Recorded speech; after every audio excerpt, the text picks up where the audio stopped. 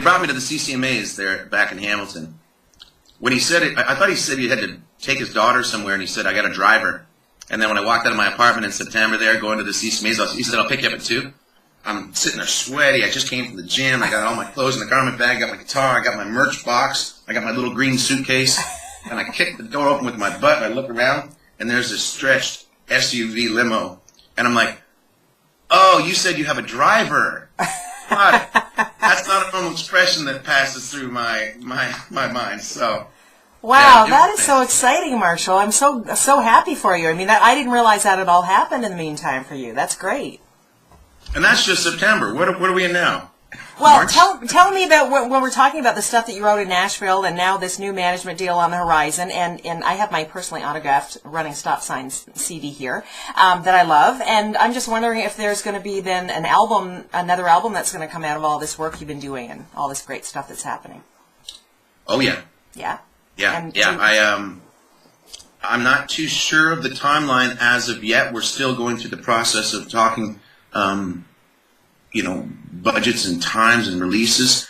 But I think the way it looks right, I mean, in our last discussions, it was we should have an album ready by June and then have a release ready for about September.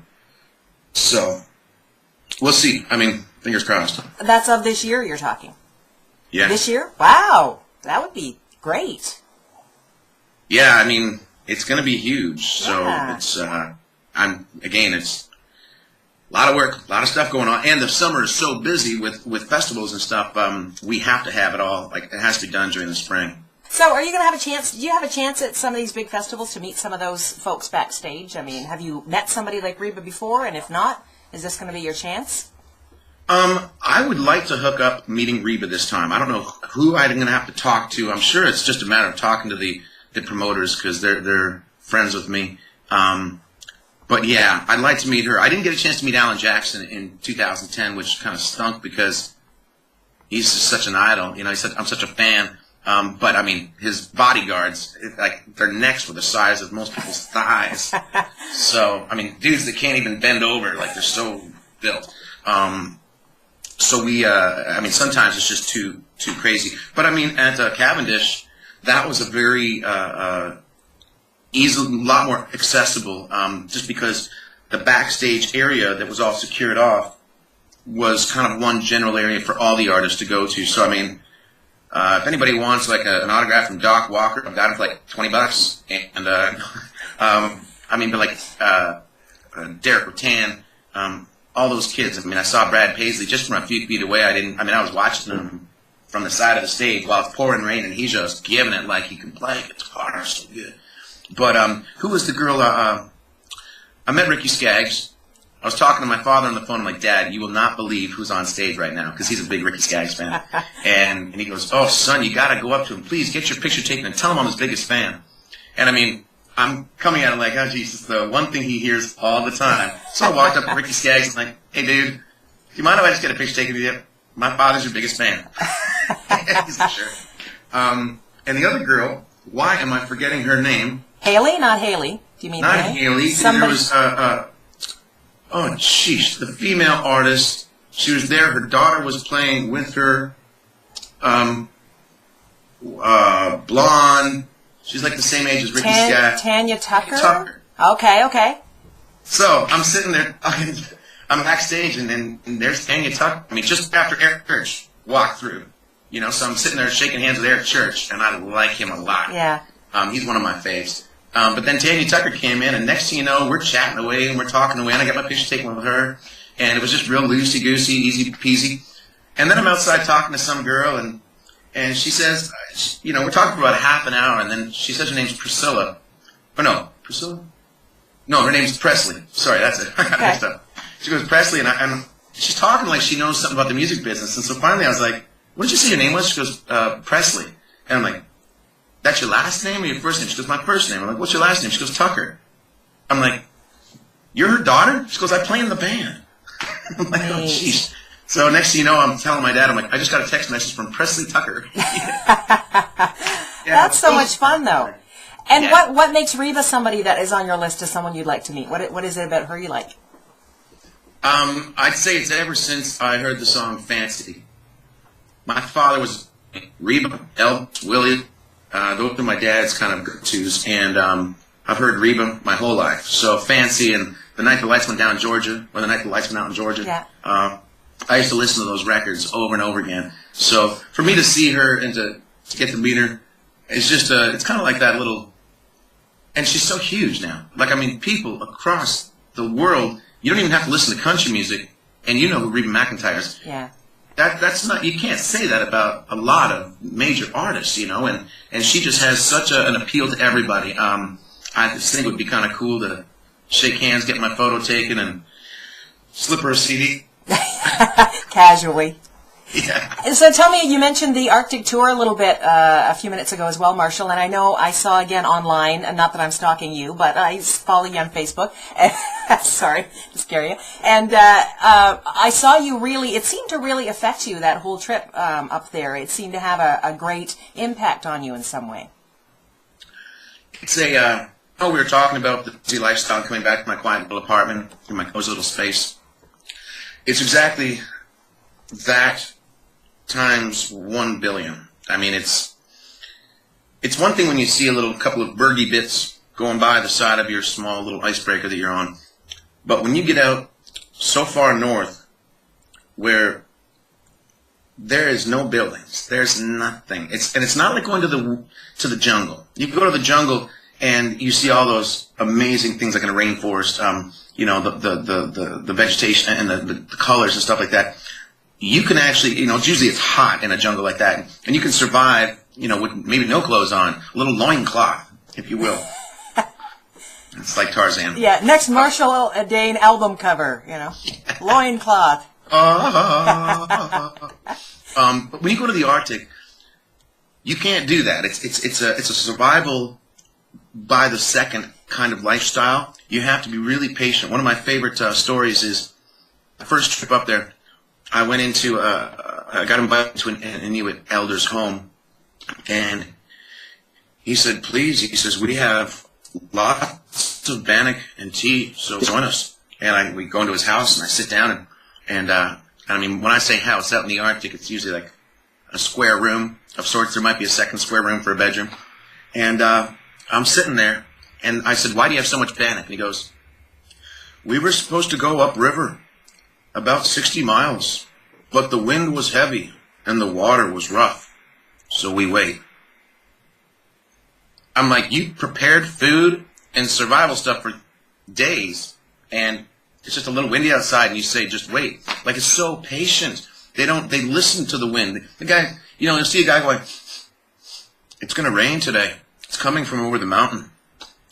You know, there's a kid walking up the middle of a community with a polar bear, dragging it. He goes, is my uncle, you know, what was Charlie Watt, was a senator of Nunavut. He goes, is my uncle Charlie Watt in the community center? I just killed my first polar bear. Wow. It's a different lifestyle. Like, I mean, these kids are taught to make igloos and hunt. By the time they're 14 years old, they're it's just a different way of life. I mean, you can't go outside and not protect yourself. You can't go for a walk for 3 hours and not protect yourself. You have to be prepared. And there's just something about a culture that respects Mother Nature that much. And I mean, I've said it a few times. When I go up there, it's like God and Mother Nature doing a dance, and there's nobody there to cut in. You know, there's no crane sitting over top of a gorgeous mountain getting ready to mess it all up so they can build something interesting. It's like, no, there's just a little snowy beach side. There's a couple of us on a Zodiac, and there's a mama bear and 2 little baby polar bear cubs just walking along, peacefully doing their thing. You know, it is such a, it hurts when I come back home, because you come back home and you go to a restaurant and they hand you a plate of food that's so filled, and then another course of food, and then a Pepsi that's this big, and it's just like, this is a waste. Does anybody else notice that we waste so much? You know, so I get into the vibe up there. It really did change my life the first time I went, and the pictures on my Facebook, I mean, I think they kind of speak for themselves. It is gorgeous. And your music makes a big difference too. The current single that's out there right now for you is "Sure Thing," right? Is that the current number for you? Tell me, I have to ask you something about "Sure Thing." Have you actually ever seen a woman wrapped in Saran wrap? I was open to on this video. Guess it depends on the woman. Oh, I was still cool with that. I mean, you know, there was enough jokes about whether we were or were not going to do it, and I'm sure Katie would have been game for it. But yeah, she's beautiful. So you did consider that in the video? Well, I mean, we considered it as we thought we should make a video for this song. But Alex Coulthard, the producer from Raw Footage, he's like, everybody's going to expect to see a girl in Saran wrap. We're not putting a girl in Saran wrap. Probably a good idea. Don't be implied. But it's a great video. And again, I'll ask how much influence you're able to have when you're shooting a video like that. It turned out so well. Was there anything that in that video that maybe changed direction because of your input, or did you just kind of go with whatever was laid out for you? I think Alex had a basic idea of, okay, we're going to do this stairwell kind of shoot with you, just singing the tune. And then we'll clip in between shots of Katie, you know, changing into a pile of different clothes. That was the general thought. I can't say that I'm trying to think back to it. I mean, there's little things. If I suggest something, Alex is always cool with, let's try that and let's try this. And in this particular case, it was the iPad that I came up with. Was you're playing with, yeah. I'm just like, you know what, hey, the intro is all piano. We don't have a piano here, especially in the stairwell. So I said, why don't we get that little piano app for the iPad, and I'll pretend like I'm playing that. And I just thought, well, this is kind of different, you know. No one's going to be expecting that, and everybody knows those iPads have those little pianos on them. So, I mean, that was my big genius input to that, was to use that as the little thing. And the next, you know, it became a thing where I'm playing games. I think I was playing Heads Will Roll or something like that on it. And but yeah, I mean, that was the basic concept, and I just throw in a couple of ideas here and there. That's fun. It worked. It's a great video. It's fun to make the videos, you know. It's a great team. There's usually just a few of us on the shoots, and I mean, Christmas Eve for two, this recent one, Sure Thing, we're just laughing the whole way through. Which again, it's about that smile. You know what I mean? Yeah. It's about just having a good time. Now, if we do Sorry About the Mess next, it may not be a laughing one the whole time. Maybe it will be. Actually, it probably will be, and we'll just make it look serious. So. Well, with all the work you're doing, and you are probably one of the hardest working musicians I've ever interviewed, Marshall. I mean, you're always, and I mean, I'm so glad to hear about the management deal in the works, because you deserve this. You've worked so long and so hard, and I'm so happy for you. I truly am, and I know all your fans are as well. But what's ahead for you now? Where would you like to be in 5 years? Where do you see yourself 5 years down the road? 5 years from now, I'd like to be releasing another record. I mean, I would like to, I'm going to maintain the same pace. I would like to get the chance to go national, to really go national. You know, give me a chance to do what I work hard at every day, every night, which is putting on a performance. I'm lucky that I can sing and I can play guitar and I can perform for people. I know it helps people. It can make them feel good. That's my goal. Let me have that chance to do that. I mean, and I do it every day, as you know, on the small stages and the big stages. But I really, you know, for me, it's like, listen, if there's somebody out there that really wants to do that more than me, let's do it together. Otherwise, give me a shot. You know. So I'm hoping that I get that good kick at the can, and if I do, then I would like to think that we can maintain a steady, and I mean, I don't, it doesn't have to be the world, but I want it to be steady so that we can guarantee that we always have a place here and we can always make music, and I can help employ some people and help, you know, make the world go round a little bit. That's kind of the real goal, and I think we're on the right path. I mean, you know, we're only going to get bigger this year as far as our awareness and our exposure, and you know, I think there's a lot of good we can do, so I'm looking forward to pushing that. Well, we're looking forward to seeing and hearing more from you, Marshall, for sure. And I thank you so much for your time. And thank your cats for letting me take you away from them for a little while. They've probably missed you, your attention. Yeah, Simon. Oh, hi, Simon. I'm surprised he's not up here sitting with me right now. Oh, gosh, that's funny. You have to put your cats in one of your videos someday. I'm sure they'll make it in there. My name is Marshall Dane. Marshall Dane. Marshall Dane. 1, 2, 1, 2, 3.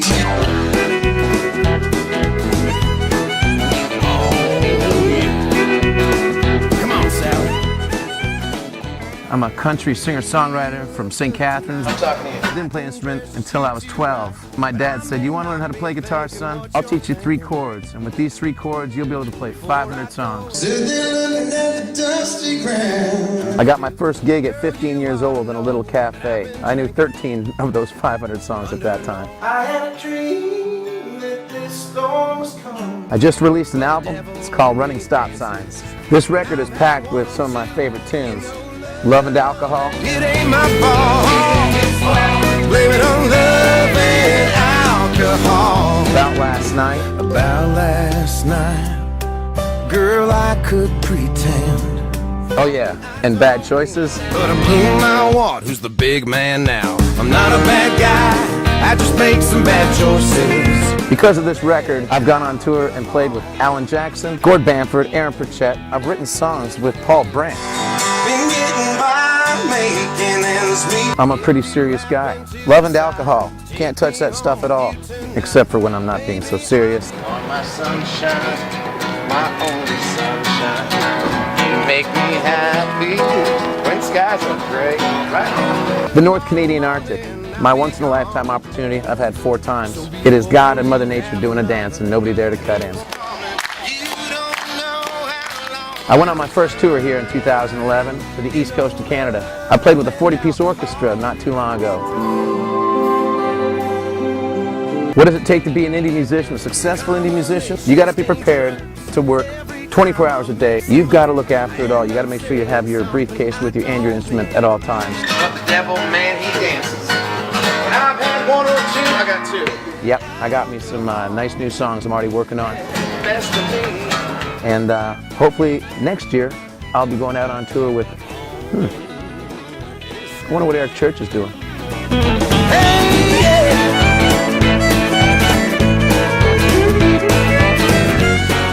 Oh well, that's the dynamics of the music business.